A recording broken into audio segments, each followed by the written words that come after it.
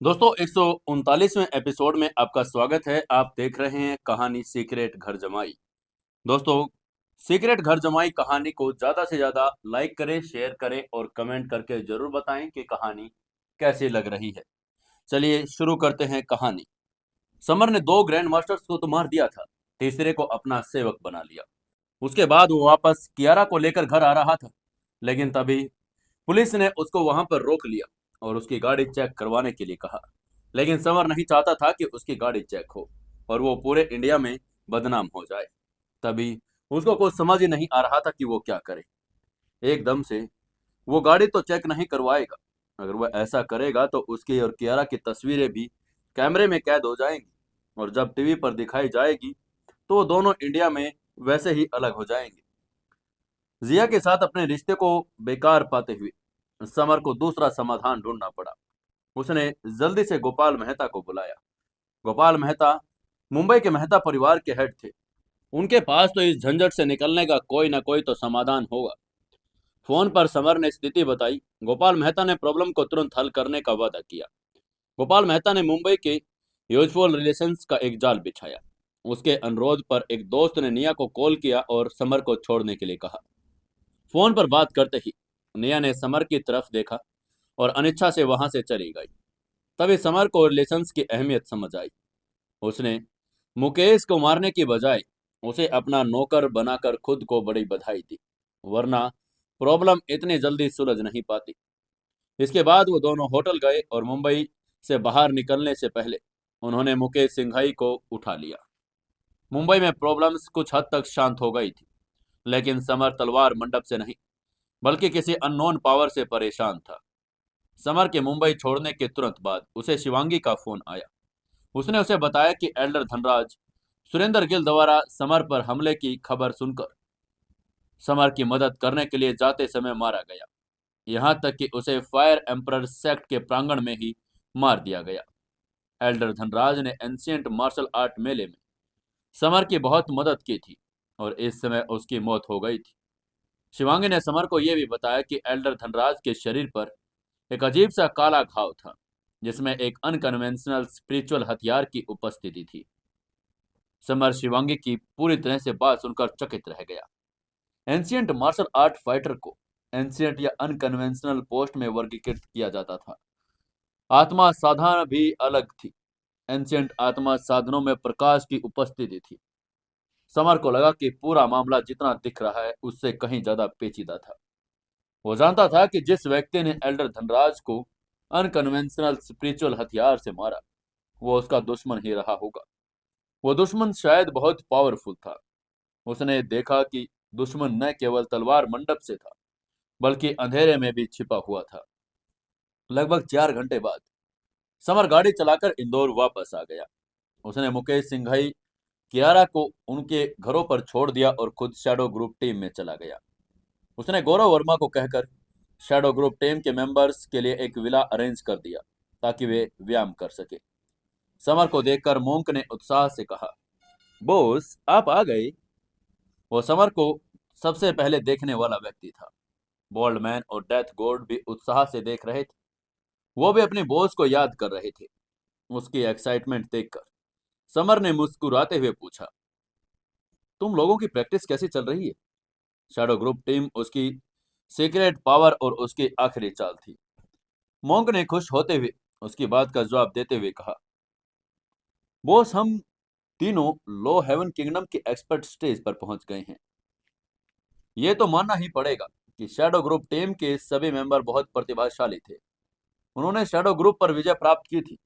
अब अपनी ancient martial art में अमेजिंग प्रगति कर रहे थे। समर यह देखकर खुश था। शैडो ग्रुप टीम के उसके साथियों ने उसे निराश नहीं किया।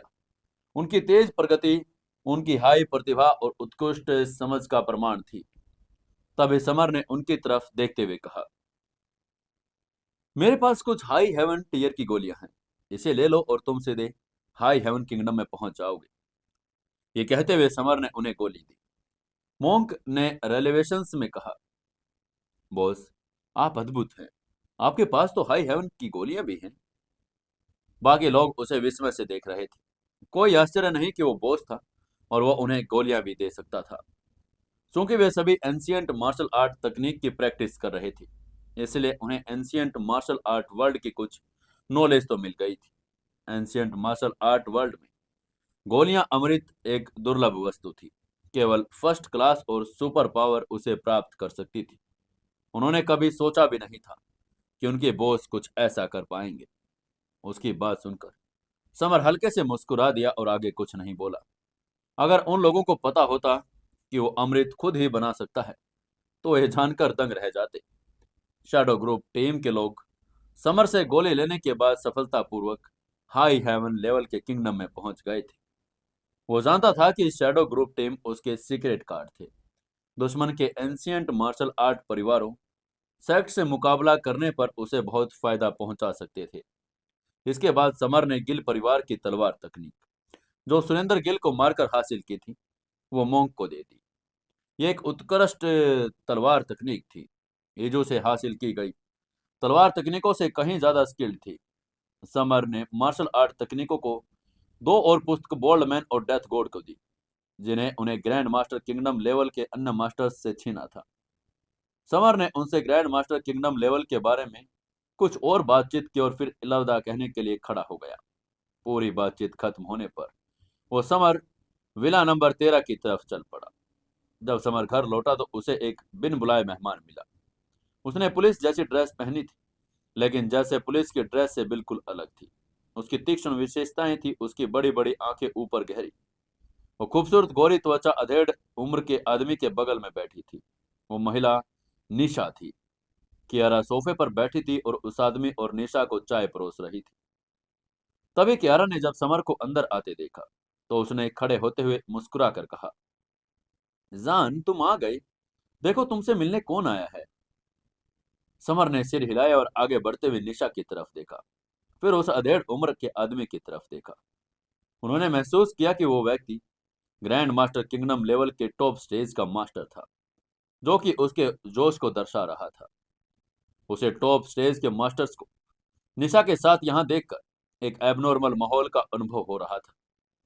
तभी निशा ने खड़े होकर सम्मानपूर्वक कहा, शैडो किंग, मुझे इंडिया स्पेशल सिक्योरिटी ब्यूरो से शूरवीर सिंह का इंट्रो करवाने की अनुमति दीजिए। समर ने निशा के मुंह से पहली बार स्पेशल सिक्योरिटी ब्यूरो का नाम सुनकर बोहें चढ़ाई। वो police station, criminal police, dragon team के बारे में तो जानता था, लेकिन स्पेशल सिक्योरिटी ब्यूरो के बारे में उसने कभी नहीं सुना था। तभी निशा ने डिटेल में दोनों का इंटरव्यू करवाते हुए कहा, शैडो किंग, मैं आपको इसके बारे में समझाती हूँ। हम ड्रैगन ग्रुप टीम के रूप में केवल प्रेसिडेंट की सिक्योरिटी में सेक्युलर वर्ल्ड के प्रभारी हैं, और special security bureau ancient martial art world के प्रभारी हैं, और ड्रैगन किंग अब स्पेशल सिक्योरिटी ब्यूरो का मेंबर है। समर को तब आश्चर्य हुआ जब निशा ने ड्रैगन किंग को स्पेशल सिक्योरिटी ब्यूरो का मेंबर बताया, क्योंकि उसने तो उसे काफी समय से देखा ही नहीं था। तभी शूरवीर सिंह ने खड़े होते हुए मुस्कुरा कर कहा, शैडो किंग, मैंने और स्पेशल सिक्योरिटी ब्यूरो के लोगों ने एंशियंट मार्शल आर्ट वर्ल्ड में आपके बारे में सब कुछ जान लिया था। आप चाहेंगे कि आप एक अद्वितीय प्रतिभा के रूप में हमारे साथ जुड़े और इंडिया की सिक्योरिटी में हमारा योगदान दें। वो अच्छी तरह जानता था कि समर कितना जबरदस्त है। उसने एंशियंट मार्शल आर्ट की दुनिया में इतने सारे फाइटर्स को मार दिया। वो आसानी से टॉप 20 में शुमार हो गया। स्पेशल सिक्योरिटी ब्यूरो जरूर उसके जैसा प्रतिभाशाली व्यक्ति को अपने साथ शामिल करना चाहेगा। लेकिन समर ने अपना सिर हिलाते हुए कहा, ओह मुझे खेद है, लेकिन मेरा किसी भी फोर्स या ग्रुप में शामिल होने का कोई इरादा नहीं। उसने शूरवीर सिंह को प्रस्ताव को तुरंत रिजेक्ट कर दिया। बातचीत से उसे पता चला कि यह स्पेशल सिक्योरिटी ब्यूरो इंडिया का एक सिक्योरिटी डिपार्टमेंट था और इसे विशेष रूप से एंशियंट मार्शल कलाकारों के लिए स्थापित किया गया था। तभी शूरवीर ने उनकी तरफ देखते हुए उम्मीद भरी आंखों के साथ कहा, शैडो किंग, जल्दबाजी में फैसला मत करो। हम इंडिया के लोगों के रूप में अपने देश के बेस्ट इंटरेस्ट के बारे में सोचना चाहिए। स्पेशल सिक्योरिटी ब्यूरो तुम्हें तब तक नहीं रोकेगा जब तक तुम किसी खास पानी में कदम नहीं रखते। इसके अलावा हम सभी एंशियंट मार्शल आर्ट पावर से अवगत हैं, क्योंकि हमारा ब्यूरो इंडिया में एक विशेष बल है। उदाहरण के लिए हम जानते हैं कि फायर एम्परर सेक्ट के मास्टर धनराज को किसने मारा था। और शैडो किंग अपने ट्रू इन्विटेशंस को प्रदर्शित करने के लिए मैं आपको बता दूं कि घोस्ट किंग सेक्ट के हेल किंग ने ही एल्डर धनराज को मारा था। उसने हाल ही में एक अनकन्वेंशनल स्पिरिचुअल हथियार प्राप्त किया है जो बहुत ज्यादा पावरफुल है। यह स्पष्ट था कि शूरवीर समर को सच्चे दिल से इनवाइट कर रहा था। उसने कुछ ऐसे राज बताए जो एंशिएंट मार्शल आर्ट परिवारों को भी नहीं पता थे। उसकी बात सुनकर समर एक पल के लिए स्तब्ध रह गया। उसके आंखों से ठंडी हवा की एक किरण चमकी। उसे जरा भी अंदाजा नहीं था कि उसके पुराने दुश्मन हेल किंग ने एक स्पिरिचुअल हथियार प्राप्त करके ग्रैंड मास्टर धनराज को मार डाला। समर की आंखें ठंडक और किलिंग इंटेंट से भर गई। उसने गुस्से में धीरे से बुदबुदाते हुए कहा, हेल किंग, अब तुम्हें मुझसे कोई नहीं बचा सकता। तभी शूरवीर ने उसके पास आते हुए कहा, शैडो किंग, हम आपके पास शामिल होने को हल्के में नहीं लेंगे। हम आपको लाइफ कंट्रोल का अधिकार देंगे। आप किसी भी ऐसे व्यक्ति को मार सकते हैं जो इंडिया के बेस्ट इंटरेस्ट में काम नहीं कर रहा। हम आपको मेजर जनरल के पद पर भी अपॉइंट कर सकते हैं। मेजर जनरल की पोस्ट का जिक्र आते ही समर की सांसें तेज हो गई, क्योंकि उसे पता था कि ये इंडिया के उस भरोसे का प्रतीक है। उसे हाई लेवल सिक्योरिटी मिलेगी और ये जेल से छूटने के कार्ड के जैसा था। उसे मौत से बचा सकता था। जी हाँ, समर अब भी अपनी ताकत के दम पर पूरी दुनिया में बहुत पावरफुल माना जा सकता है। हालांकि वो समझता था कि उसे हराने वाले के लिए आसान होगा। समर पावरफुल था, लेकिन वो मिसाइलों और परमाणु बमों को मात नहीं दे सकता था। समर ने स्थिति के पक्ष और विपक्ष पर विचार करने के लिए अपना समय लिया और अंत में कहा, ठीक है, मैं स्पेशल सिक्योरिटी ब्यूरो में शामिल होने के लिए सहमत हूं। उसकी बात सुनकर शूरवीर ने कहा, शैडो किंग, हमारे ग्रैंड मास्टर किंगडम टीम का मेंबर बनने के लिए बधाई। यह आपका बैच है जो एक मेजर जनरल के दर्जे का प्रतीक है। ये कहते हुए शूरवीर ने एक बैच का छोटा सा ब्रोशर निकाला और समर को दे दिया। स्पेशल सिक्योरिटी ब्यूरो में एक low heaven kingdom team, high heaven kingdom team और ग्रैंड मास्टर टीम थी जो एंशिएंट मार्शल आर्ट की 3 लेवल पर थी। ग्रैंड मास्टर किंगडम टीम इन सबसे पावरफुल थी। समर का ग्रैंड मास्टर टीम में शामिल होना स्वाभाविक था कि वो ग्रैंड मास्टर किंगडम का फाइटर है। वो जानता था कि ड्रैगन किंग भी इसका एक हिस्सा है, लेकिन उसे समझ नहीं आ रहा कि उसे किस टीम में रखा जाए। समर और शूरवीर के बीच एक सुखद बातचीत थी जिसमें उन्होंने और जानकारी साझा की। उसके बाद वो लोग वहां से चले गए और समर और कियारा अब दोनों अकेले रह गए। तभी कियारा ने समर के पास आते हुए कहा, जान, अब आप एक मेजर जनरल हैं। सभी के जाने के बाद कियारा एक्साइटेड हो गई थी। वो जानती थी कि इसका मतलब क्या है। हालांकि वो फोर्स में नहीं थी, लेकिन यह बड़ा सम्मान की बात थी। कियारा को अपने पति पर गर्व हो रहा था। ये देखकर कि इंडिया के हायर ऑफिसर्स भी समर को अपने साथ शामिल करने के लिए इनविटेशन देने आए। बेशक उनके ऐसा करने का कारण कुछ और था। समर हल्के से मुस्कुराया। बचपन से ही उसका सैनिक बनने का एक सपना था। हालांकि उसके मास्टर ने उसे कई कारणों से शैडो ग्रुप में ले गए और उसका सपना धूमिल हो गया था। लेकिन अभी उसकी ताकत के कारण उसे सीधे मेजर जनरल की पोस्ट मिल गई थी। तभी समर को लायन दानव किंग का फोन आया। समर ने लायन दानव किंग, ग्रीन ड्रैगन 3 और बाकी दानव किंगों को तलाश करने का ऑर्डर दिया। अब जब वो फोन कर रहा था तो उनके बारे में कुछ जानकारी मिल गई। समर ने आंसर की दबाई और जोर से पूछा, हाँ लायन दानव किंग, बताओ क्या न्यूज है। लायन दानव किंग ने भयभीत होकर कहा, यंग मास्टर, यंग मास्टर, हम अन्य दानव किंगों के बारे में इंफॉर्मेशन कर रहे हैं। हमें पता चला है कि टाइगर शार्क दानव किंग जापान में है। फिर हम वहां पहुंचे, लेकिन हम जापान के डार्क आइलैंड में फंस गए हैं। लायन दानव किंग और ग्रीन ड्रैगन दानव किंग जिस जहाज पर सवार थे उस पर डार्क आइलैंड के पास हमला हुआ। उनका सामना समुद्री दानवों से हो गया। फिर वे उस भयावह डार्क आइलैंड में दाखिल हो गए जो कई जानवरों से भरा हुआ था। समर डार्क आइलैंड का नाम सुनकर ही डर गया, क्योंकि यह प्रशांत महासागर के 10 सबसे खतरनाक आइलैंडों में से एक था। इस आइलैंड पर बहुत अधिक खतरनाक चीजें थी। कई जहाज और हवाई जहाज प्रशांत महासागर के पास से गुजरते थे, लेकिन डार्क आइलैंड के पास जाते ही वो गायब हो जाते। असल में तो डार्क आइलैंड एक अशुभ आइलैंड था। समर को इस बात का जरा भी अंदाजा नहीं था कि लायन दानव किंग और ग्रीन ड्रैगन दानव किंग डार्क आइलैंड पर फंस गए हैं। समर ने थोड़ा हैरान होते हुए कहा, लायन किंग, तुम एक काम करो, तुम जल्दी से कहीं पर छिप जाओ और इधर उधर मत भटकना। मैं तुम्हें बचाने आ रहा हूं। इन दोनों दानव किंगों ने समर को मदद की थी। अब दोनों उसके अधीन ही काम कर रहे थे, इसलिए वहां पर उसको जाना पड़ेगा। वहीं समर के बगल में कियारा ने उनकी बातचीत सुन ली। उसने चिंता भरे स्वर में कहा, जान, ये डार्क आइलैंड तो बहुत खतरनाक है। क्या तुम्हें वहां जाना होगा? कियारा एक साधारण इंसान होते हुए भी डार्क आइलैंड की भयावहता के बारे में जानती थी, क्योंकि न्यूज में आमतौर पर बताया जाता था कि डार्क आइलैंड कितना खतरनाक है। समर को भी ये दया आ गई। उसने धीरे से कियारा को गले लगा लिया और सहलाते हुए कहा, हनी, मुझे अपने दो आदमियों को बचाना है जो वहां पर फंस गए हैं। समर कियारा की चिंताओं को भी समझ रहा था।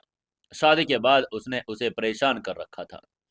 कियारा उसे रोकना चाहती थी, लेकिन वो जानती थी समर उसकी दोस्ती की कद्र करता है और उसके लिए खून के कुंड में भी कूद सकता है। तो अपने आदमियों की तो बात ही छोड़ दीजिए।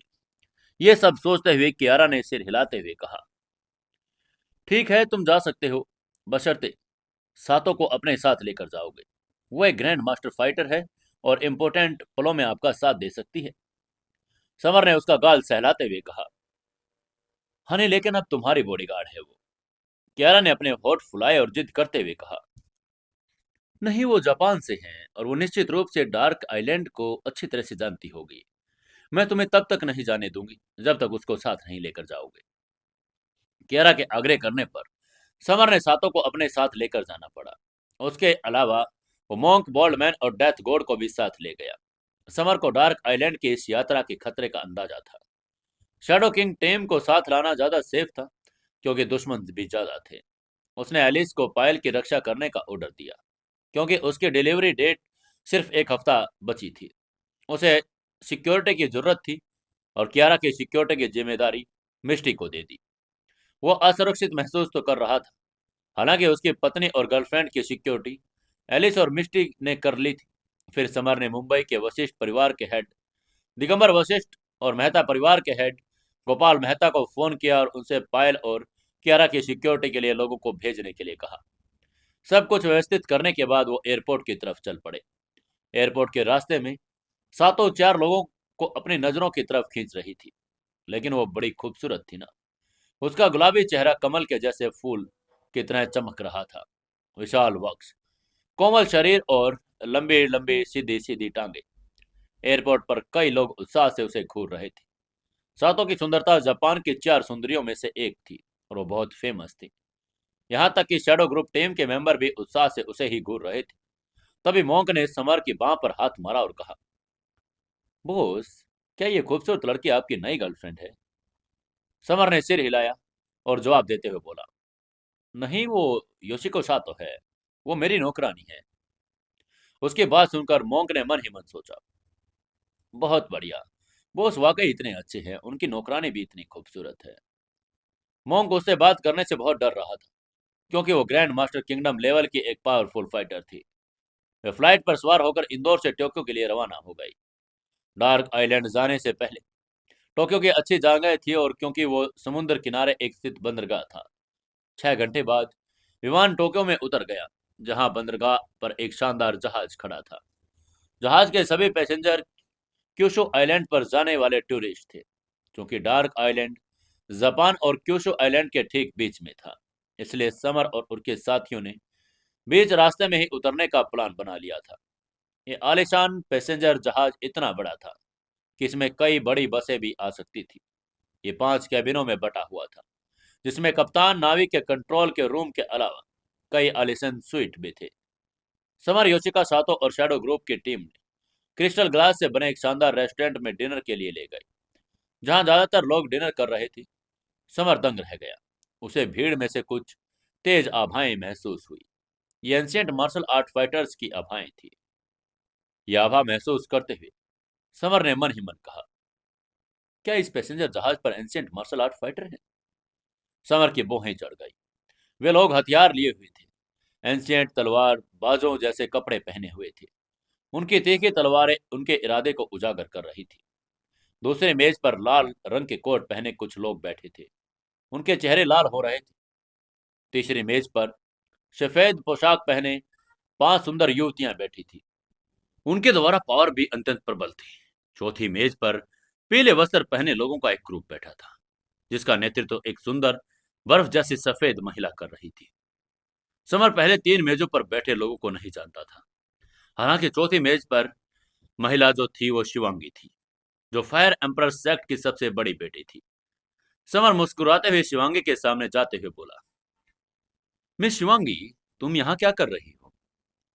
जब शिवांगी ने समर को देखा तो उसका चेहरा आश्चर्य से भर गया। उसने हैरान होते हुए कहा, शैडो किंग, तुम जापान में क्या कर रहे? समर ने कहा, क्या मैं जापान नहीं आ सकता? पहले तुम बताओ, तुम और ये एंशिएंट मार्शल आर्ट फाइटर्स यहाँ क्या कर रहे हैं? तभी शिवांगी ने अपने जापान में होने के रीजन को बताते हुए कहा, अरे तुम्हें अंदाजा भी नहीं है इस जहाज पर कितने फाइटर्स छिपे हैं। हर कोई उस स्पिरिचुअल हथियार के लिए हाथापाई करने वाला है, जो अभी अभी डार्क आइलैंड पर प्रकट हुआ है। मैंने भी इस खबर के बारे में अभी कुछ समय पहले ही सुना था। समर ने आश्चर्य से मुस्कुराते हुए कहा, मैं भी डार्क आइलैंड जाने का प्लान बना रहा था, इसलिए हम एक ही जगह जा रहे हैं।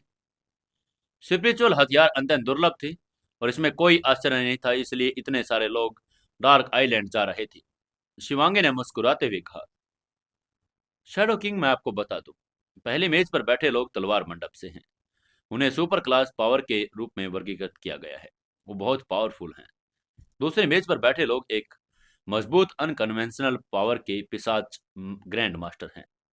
तीसरी मेज पर लड़कियां 100 फ्लावर सेक्ट से हैं। उनका सेक्ट एक स्ट्रॉन्ग ताकत है, जो एंशियंट और अनकन्वेंशनल रास्तों के बीच से आपको कम नहीं आंकना चाहिए। शिवांगी नहीं चाहती थी कि समर का फायदा उठाया जाए, इसलिए उसे उसके बारे में सब कुछ वो बताना चाहती थी। उसकी बात सुनकर समर के चेहरे के भाव बदल गए जब उसने पहली मेज पर बैठे 5 लोगों पर नजर डाली। ये पांचों 4th लेवल के तलवारबाज थे। तलवार मंडप में बैठे लोगों के प्रति उसकी ठंडी नजर में कोई दोस्ताना भाव नहीं था। उसकी घूरती निगाहों को भांपकर अधेड़ उम्र के लीडर ने समर की तरफ मुड़कर उसे भी ठंडी नजर से देखा। समर ने अपना सिर घुमा लिया, क्योंकि पावरफुल अधेड़ उम्र का तलवारबाज उसे घूर रहा था। फिलहाल उसकी प्रायोरिटी तलवार मंडप के लोगों को सबक सिखाने के बजाय लायन दानव किंग और ग्रीन ड्रैगन दानव किंग को बचाना था। समर ने देखा कि शिवंगी कई हाई लेवल के फाइटर अपने साथ लेकर आई है, जो फायर एम्परर सेक्ट के ग्रैंड मास्टर किंगडम के मास्टर थे। फायर एम्परर सेक्ट भी वास्तव में एक हाई क्लास पावर था, क्योंकि आसपास के सभी लोग ग्रैंड मास्टर किंगडम के फाइटर थे। समर ने भूरे कोट वाले एक सबसे एल्डर व्यक्ति की भयावह आभा महसूस की। वो एक्सपर्ट स्टेज के थे। जब शिवांगी फायर एम्परर सेक्ट लोगों के समर का इंट्रो करवा रही थी, तो उनमें से कुछ लोग उससे बात करने पर गर्व महसूस कर रहे थे और कुछ अजीब भी महसूस कर रहे थे। तभी समर ने हाथ हिलाते हुए कहा, मुझे डार्क आइलैंड के बारे में बताने के लिए धन्यवाद मिस शिवांगी। लगता है मुझे कहीं और जाना चाहिए। ये कहते हुए अपने लोगों के साथ वहां से चला गया। उसे फायर एम्परर सेक्ट के लोगों के साथ रहना और खाना खाने की कोई जरूरत नहीं थी, क्योंकि वह जान सकता था कि वे उसे पसंद नहीं करते।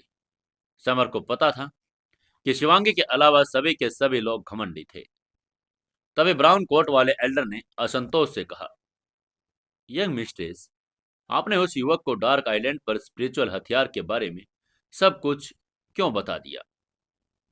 वो फायर एम्परर सेक्ट का पहला एल्डर था, कोई साधारण व्यक्ति वो था नहीं। वो स्पिरिचुअल हथियार प्राप्त करने के लिए शिवांगी के पीछे यहाँ आया था। शिवांगी ने आंख भरी, ये जानते हुए कि एल्डर को घमंड करने की आदत है। शिवांगी ने मुस्कुराते हुए समझाते हुए कहा, पहले एल्डर वो अद्वितीय रूप से प्रतिभाशाली शैडो किंग है, जिसने सुरेंद्र गिल को मार डाला। वो उम्मीद कर रही थी को कुछ सम्मान दिखाए। तभी ब्राउन कोट वाले एल्डर ने भौहें चढ़ाकर कहा, यंग मिस्ट्रेस, हमें उससे दूरी बनाए रखने की जरूरत है।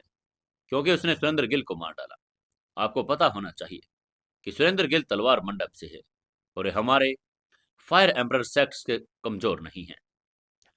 समर वास्तव में एक बहुत ही पावरफुल और अद्वितीय प्रतिभावान व्यक्ति था, लेकिन तलवार मंडप उससे भी ज्यादा पावरफुल था। इसलिए दोनों में से भूरे रंग का बुजुर्ग समर के पक्ष में कम था। शिवांगी ने एल्डर की टिप्पणी पर असंतोष व्यक्त किया, क्योंकि उसके साथ उसके अच्छे संबंध थे। अमृत किंग की कबर से लेकर बाकी की घटनाओं में भी उसने उसका साथ दिया था। समर की टीम 5वें टेबल पर आ गई, क्योंकि पहले 4 टेबल के लिए बुक थे, लेकिन ये क्रिस्टल टेबल अत्यंत सुंदर थी, जिनमें आकर्षक चमक और विभिन्न प्रकार के पैटर्न थे। समर के बाईं तरफ योशिका सातो, दाईं तरफ बॉल्डमैन और डेथ गॉड बैठ गए थे। उनके बैठते ही कैबिन से काले कपड़ों में कुछ आदमी अंदर आए। उनकी संख्या 8-7 थी और उनके चेहरे बिल्कुल सांवले थे।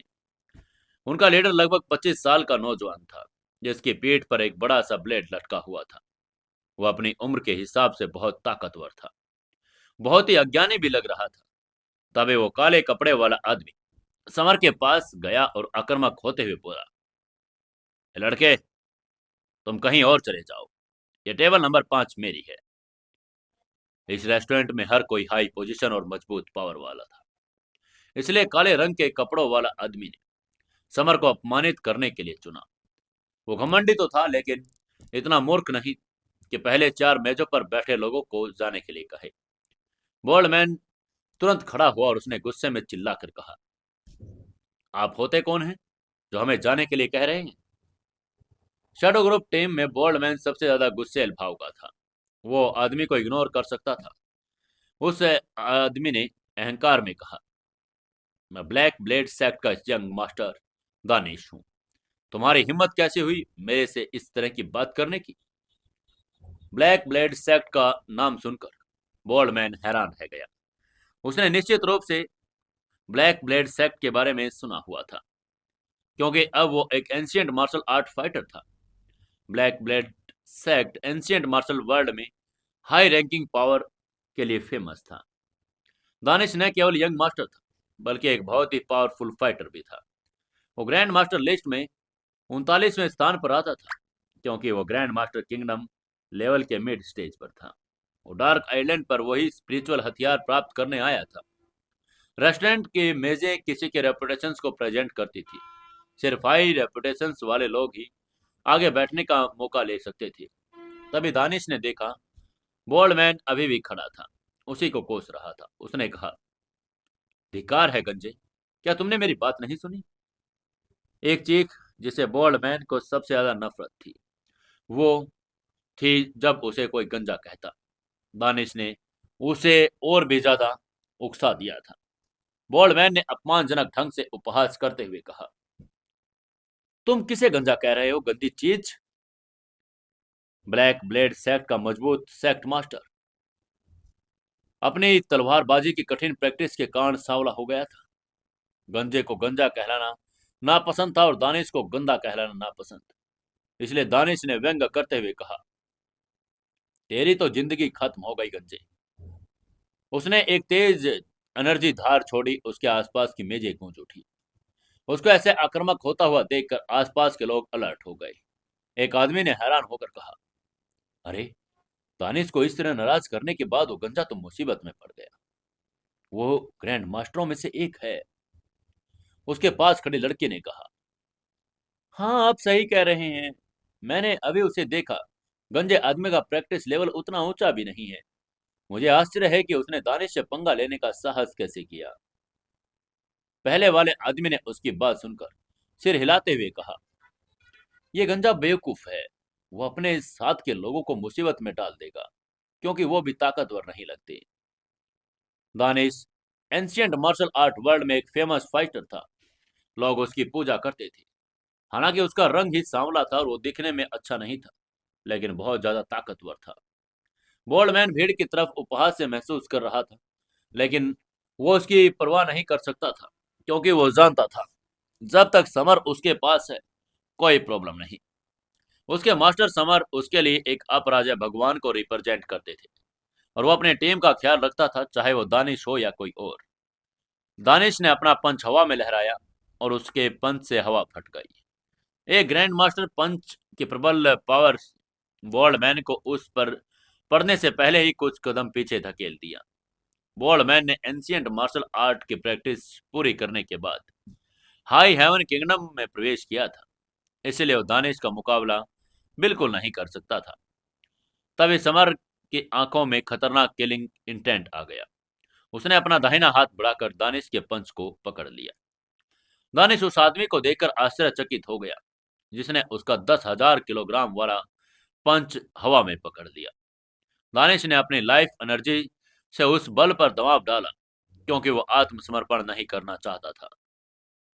लेकिन समर की हथेली के एक झटके से वो 4-5 मीटर पीछे धकेल गया। लोग आश्चर्य से समर को देख रहे थे, सोच रहे थे कि यह पावरफुल व्यक्ति कौन है। दानिश का चेहरा हरा हो गया, उसकी आंखें गुस्से से चमक उठी। इतने सारे लोगों के सामने पीछे धकेले पर उसकी रेपुटेशन गिर गई थी। सभी दानिश के उदास चेहरे के साथ उसने कहा, क्या तुम जानते हो मैं कौन हूं दोस्त? तुम मुझसे इतना रूखा व्यवहार करने की हिम्मत कैसे कर सकते हो?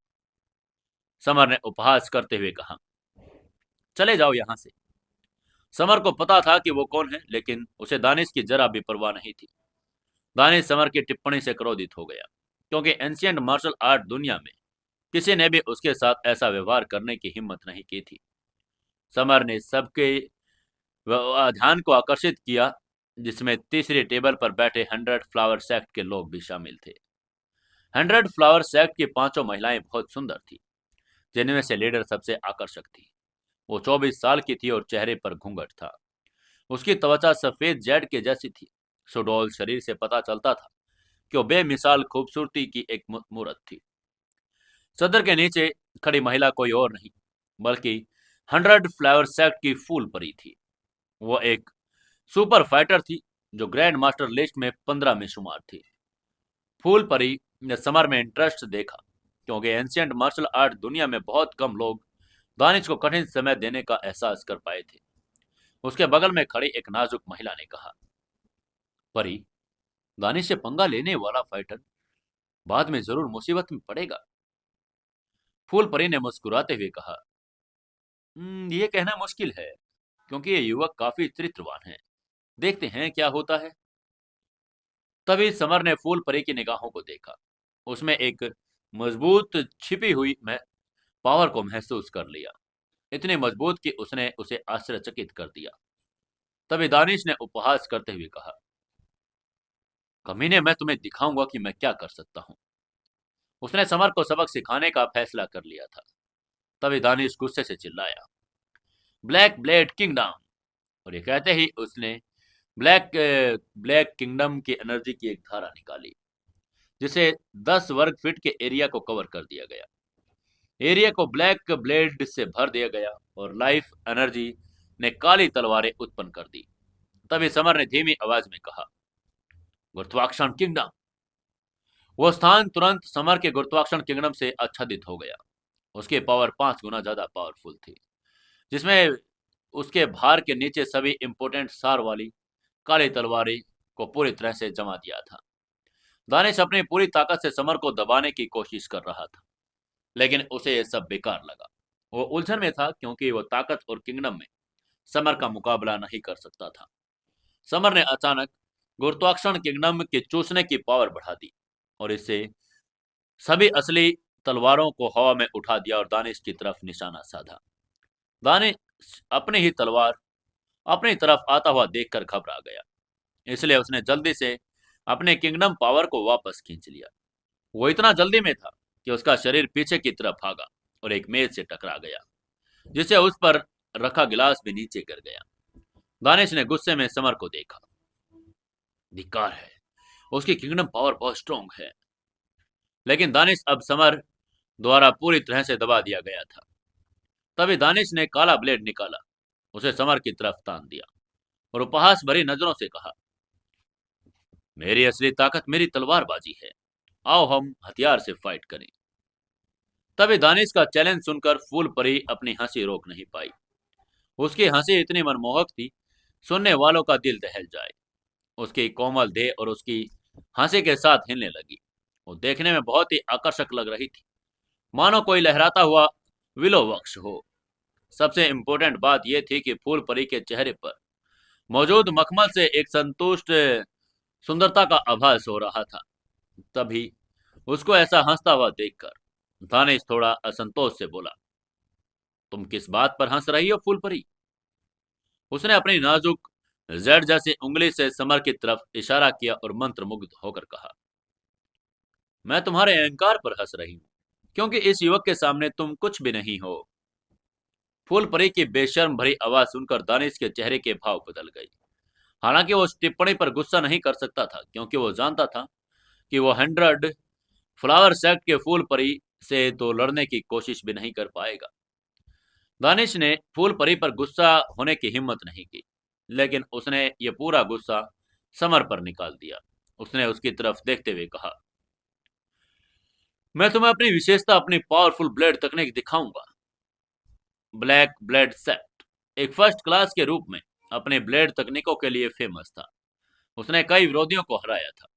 तभी दानिश गुस्से में चिल्लाया, ब्लैक विंड तकनीक। उसने अपने हाथों में पकड़ी तलवार बहुत तेजी से घुमाई और वो हवा में फट गई। एक स्पोर्ट के साथ चक्रवात ब्लेड की तरह घूम गई। यह ग्रैंड मास्टर टीयर की एक हाई लेवल तकनीक थी। ये इतने पावरफुल थे कि तलवार की एक लहर मानव के शरीर को काटने के लिए बड़ी आसानी से पार हो जाती। आसपास के लोग आश्चर्यचकित रह गए थे जब उन्होंने देखा कि ये युवक इतना घमंडी था कि वो दानिश का मुकाबला करने के लिए खड़ा भी नहीं हो रहा था।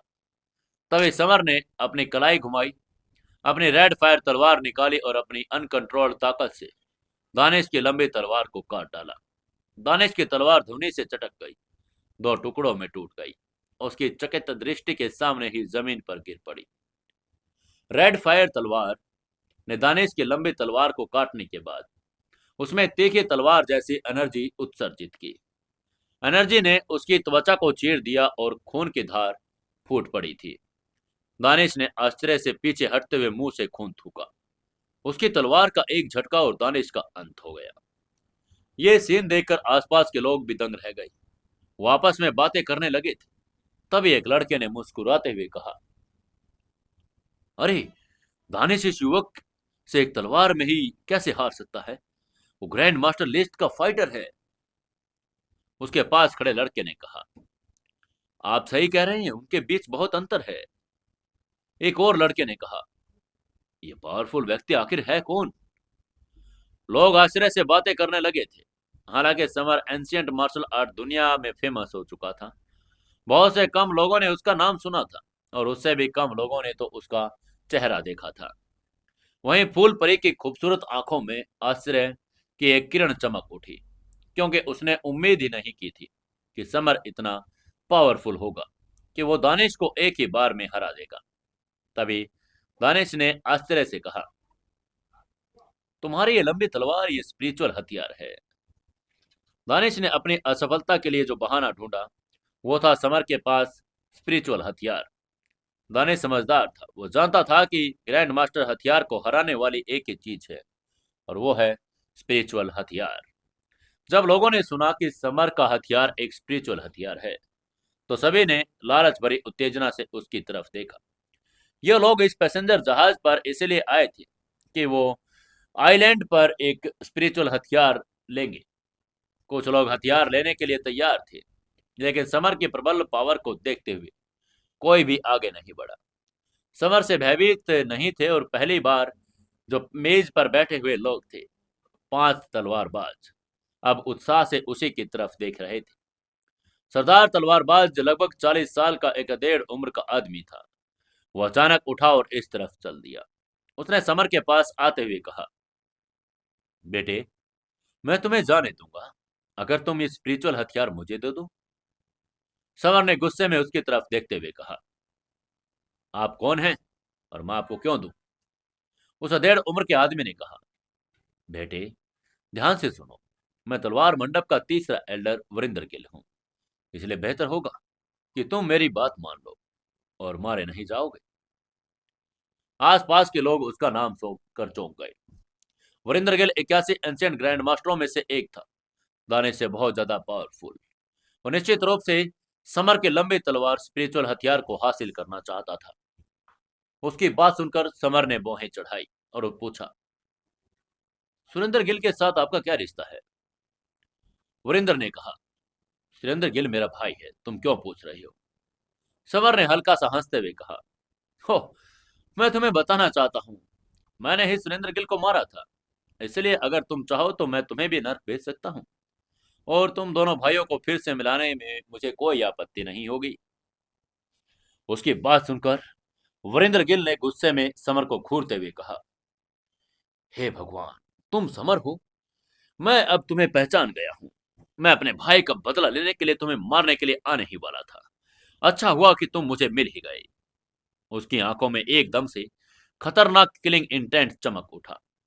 वरिंदर गिल ने जैसे ही सुरेंद्र गिल की मौत के बारे में सुना था, वो समर को मारने के बजाय डार्क आइलैंड जाने वाले पैसेंजर जहाज पर इसलिए सवार हुआ था क्योंकि वो स्पिरिचुअल हथियार ले लेगा और समर को आसानी से मार देगा। अपने दुश्मन से कोई नहीं बच सकता। कौन जानता था कि इस जहाज पर वरिंदर गिल का सामना समर से होगा। वो अपने छोटे भाई का बदला जरूर लेगा। दोनों ने अपनी तलवारें हवा में उठा ली। किलिंग इंटेंट से ऐसा माहौल बना दिया मानो अब यहाँ पर युद्ध होगा। तभी पैसेंजर जहाज के बाहर से एक तेज आवाज आई। जहाज बुरी तरह से हिलने लगा। कप और कटोरी जमीन पर गिरकर जगह जगह टूट गई। इसी पल पैसेंजर जहाज एक कर्मचारी दौड़कर आया और चिल्लाया, सब लोग जहाज से नीचे वाले कैबिन में चले जाओ, बाहर तूफान चल रहा है। इस खबर को सुनकर सभी लोग उदास हो गए क्योंकि फाइट बीच में रुक गई। जमीन से अलग समुद्र में यात्रा का सबसे बड़ा दुश्मन तूफान था। अगर सावधानी न बरती जाए तो पैसेंजर जहाज भी पलट जाता। समर और वरिंदर गिल दोनों ही जानते थे कि फाइट करने का बिल्कुल सही समय नहीं था, क्योंकि अगर उनकी लड़ाई से उत्पन्न पावर जहाज को पलट देगी तो सभी लोग मारे जाएंगे। तभी वीरेंद्र गिल ने धुंधले चेहरे के साथ कहा, तुम अपनी मौत के लिए यहाँ आओ। समर, मैं तूफान के बाद तुमसे निपटूंगा। समर ने कहा, जब तुम्हारा दिल करेगा आ जाना, मैं तैयार हूं। यदि तूफान न होता तो वीरेंद्र गिल को मारना चाहता। बाहर तूफान इतना भयंकर था कि उसने यात्रियों को दाएं बाएं झटका दिया। तेज आवाजें आने लगी। कई instant martial art fighter restaurant ने अपने बेडरूम में चलते देखा। कहीं और जाते हुए समर ने अपनी भौहें चढ़ाई और खुद से पूछा, ये फूल परी अपने कमरे के बजाय बाहर क्यों जा रही है? अगर वो तूफान में समुद्र में डूब गई तो उसे ढूंढने का कोई रास्ता नहीं होगा। तभी समर के दिमाग में डार्क नाइट एम्परर की आवाज गूंजी। उसने टेलीपैथी से कहा, छोटे, बाहर जाकर देख लो, ये कोई सामान्य तूफान नहीं है। समर ने थोड़ा हैरान होते हुए कहा, सीनियर, जब तूफान का कारण तूफान ही है तो वह सामान्य कैसे हो सकता है? डार्क नाइट एम्परर ने कहा, मुझे समुद्र के केंद्र में एक अजीब एनर्जी का आभास हो रहा है। बाहर जाते समय सावधान रहना। समर ने सिर हिलाते हुए कहा, मैं समझ गया। तभी मॉन्क ने अचंभित होते हुए कहा, बॉस, आप इस भयंकर तूफान में बाहर क्यों जा रहे हैं? ये कम से कम 10वें लेवल का तूफान होगा। उसकी बात सुनकर समर ने लापरवाही से कहा, तुम लोग पहले बेडरूम में जाओ, बाहर मत आना मॉन्क, मैं बाहर जाकर देखता हूँ। ये एक विशाल पैसेंजर था जिसका डेक बास्केटबॉल जितना बड़ा था। समर ने आगे फैले अंतहीन सागर को देखा। तेज हवाएं 10 मीटर ऊंची लहरें उठ रही थी। प्रचंड हवा की लहरों से उत्पन्न पावरफुल तूफान ने सामने को ढक लिया।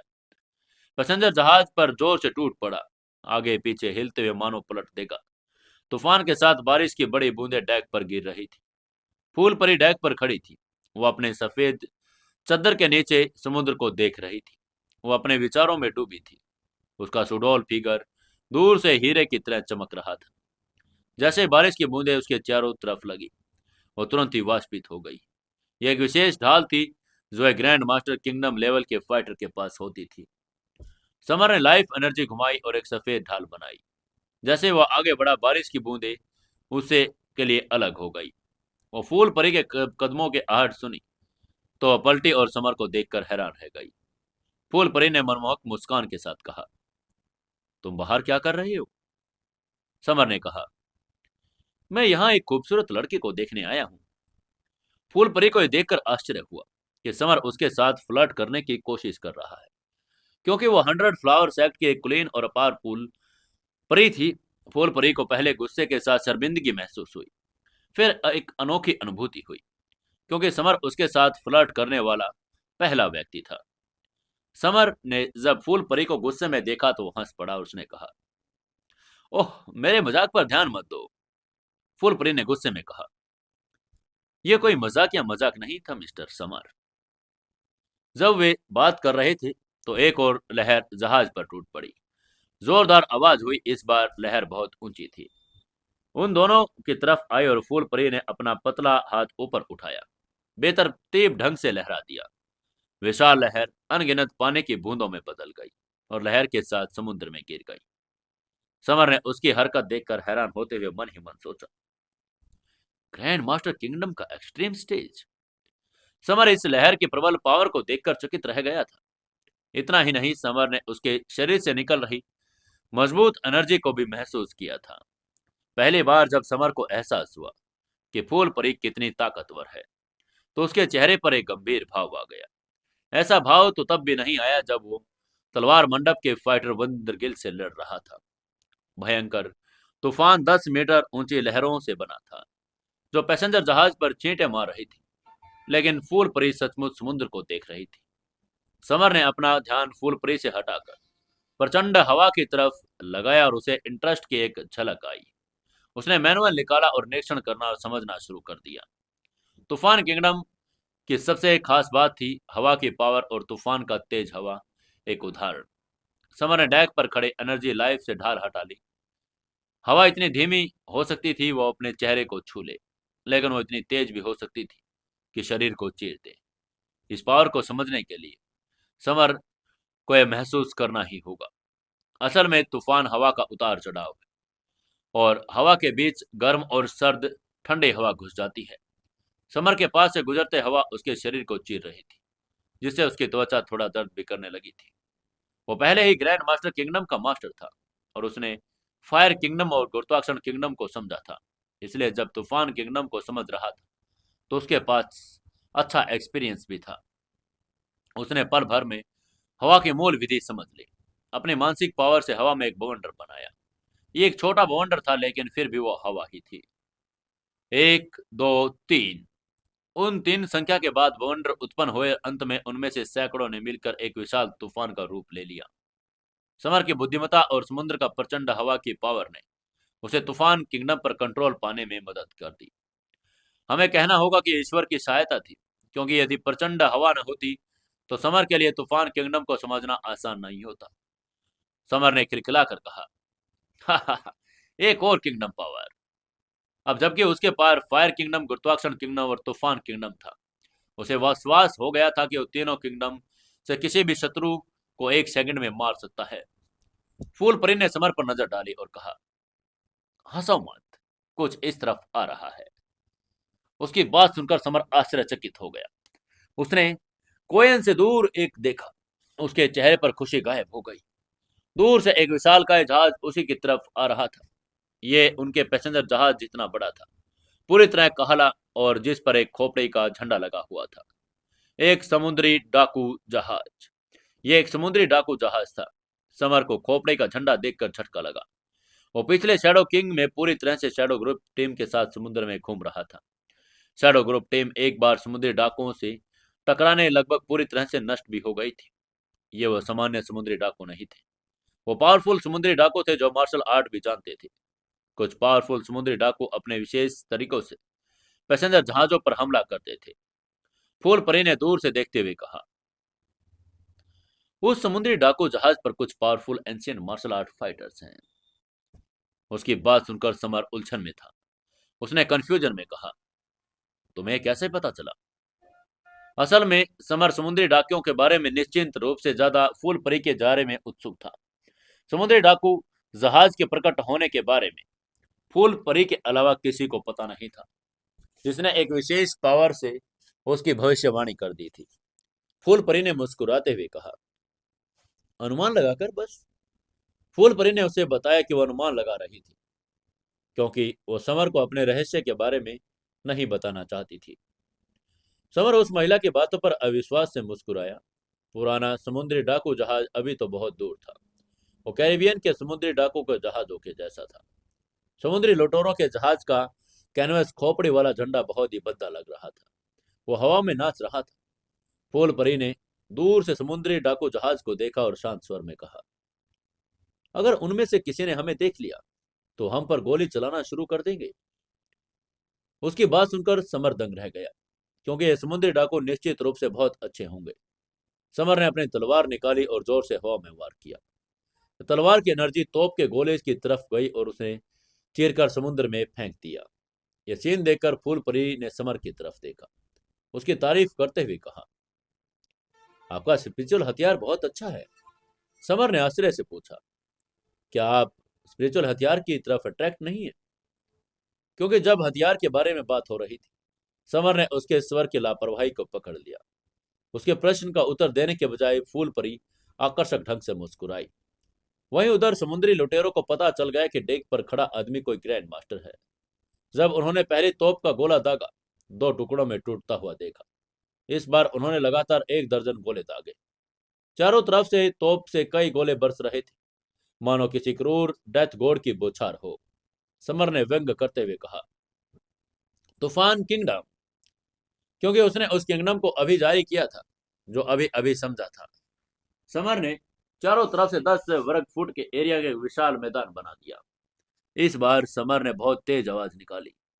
शोर सुनकर बेडरूम में मौजूद एंशियंट मार्शल आर्ट कलाकार भी सभी डेक पर आ गए। ये एंशियंट मार्शल फाइटर न केवल बहुत बलवान थे, उनकी देखने की भी दृष्टि बड़ी तेज थी। इसलिए उन्होंने आगे आने वाले समुद्री लुटेरों के जहाज को पहले ही देख लिया था। तभी एंशियंट मार्शल आर्ट फाइटर्स में से एक चिल्लाया, समुद्री डाकू! क्या ये समुद्री डाकू जहाज है? तलवार मंडप, पिशाच सेक्ट, फायर एम्पर सेक्ट और ब्लैक ब्लेड सेक्ट सहित कई लोग वहां कमरों से बाहर आ गए थे। सैकड़ों लोग डेक से समुद्री डाकू के जहाज को देख रहे थे, इसलिए उनकी आंखों में डर से ज्यादा उत्सुकता थी, और मानो वो पैसेंजर जहाज का निरीक्षण कर रहा हो। तभी एक कर्मचारी अचानक चीखा। उसके सीने में एक काली वस्तु आकर लगी। उसके शरीर से खून बहने लगा। 10 के 10 कर्मचारी काली वस्तु से कट गए और खून से लथपथ होकर गिर पड़े। काले अत्यंत पावरफुल तंतु मानव भुजाओं की तरह जंगली थे। उन्हें पता चला कि आकाश अनेक काले तंतुओं से ढका हुआ था, जिनमें वैक्यूम कंप लगे हुए थे। समर ने अपनी तलवार निकाली और एक काले स्पर्श को काट दिया, मानो वो उसकी तरफ बढ़ा हो। उसमें से एक काला पदार्थ निकल रहा था। तलवार मंडप, 100 फ्लावर सेक्ट, पिशाच सेक्ट और फायर एम्पर सेक्ट के लोग भी उस पर हमला करने की कोशिश कर रहे हैं। उन्होंने सभी तंतुओं पर प्लग झपकते ही काट डाला। बेशक हर कोई इन लोगों के जितना मजबूत नहीं था। बहुत कमजोर एंशियंट मार्शल आर्ट फाइटर्स को उनके तंबुओं ने काट डाला। सबसे पहले 10 मीटर लंबी एक विशाल आंख दिखाई दी, जो जानलेवा लग रही थी। उसका शरीर भी बॉस्कोट बॉल कोर्ट जितना विशाल था। बास्केटबॉल कोर्ट के आकार का समुद्री राक्षस लोगों में सिरहन पैदा कर रहा था। समुद्री राक्षस की शक्ल देखकर दंग रह गए सभी। उसे चौंकते हुए समर ने कहा, ये गहरे समुद्र से एक ग्लैंट ऑक्टोपस है। कैरिबियन के राक्षस की तरह ये ऑक्टोपस राक्षस था। समर को आज देखने के बाद एहसास हुआ कि सब कुछ असली था, क्योंकि वो सोचता था कि जो फिल्मों में दिखाया गया है वो असली नहीं होता। हालांकि विशाल समुद्री राक्षस बहुत भयावह लग रहा था, लोग फिर भी भयभीत नहीं थे। तभी वीरेंद्र गिल ने गुस्से में चिल्लाते हुए कहा, सालो, चलो मैं तुम्हें तलवार मंडप का स्वाद सिखाता हूँ। वो हरी रोशनी से चमक रही थी। वीरेंद्र गिल ने तलवार लहराई और तलवार की आकृति के रूप में एक तेज चमक के साथ अंतरिक्ष को चीरती हुई 1 सेकंड में ऑक्टोपस तक पहुंच गई। विशाल ऑक्टोपस तलवार की रोशनी का खौफ भांपने के बाद काफी समय तक जीवित रहा। उसने अपने विशाल शरीर से बचने की कोशिश की, हालांकि तेज तलवार और उसके विशाल आकार के कारण बचना नामुमकिन था। सफेद तलवार की रोशनी ने विशाल ऑक्टोपस पर वार किया और उसके 2 टुकड़े कर दिए। ऑक्टोपस ने समुद्र में गिरते हुए एक भयानक चीख मारी। उसका विशालकाय शरीर बड़े बड़े बर्फ के टीलों में उलझ गया। आसपास के लोग हैरानी से वीरेंद्र गिल को देख रहे थे। उसकी आंखें सदमों से भरी हुई थी। वो आपस में चर्चा कर रहे थे। उनमें से एक लड़के ने हैरान होते हुए कहा, तलवार मंडप का वीरेंद्र गिल बहुत पावरफुल है। उसने तलवार के एक ही बार में ऑक्टोपस समुद्री राक्षस को मार डाला। लेकिन क्या समुद्री राक्षस मर चुका था? क्या होगा अब आगे कहानी में, जानने के लिए जुड़े रहिए अपनी कहानी सीक्रेट घर जमाई के साथ। दोस्तों, जल्द ही 2 दिन के बाद, माने कि दिवाली के बाद, मैं आपको फिर से बड़े बड़े एपिसोड दूंगा। तो अभी के लिए लाइक शेयर और कमेंट जरूर करते रहें।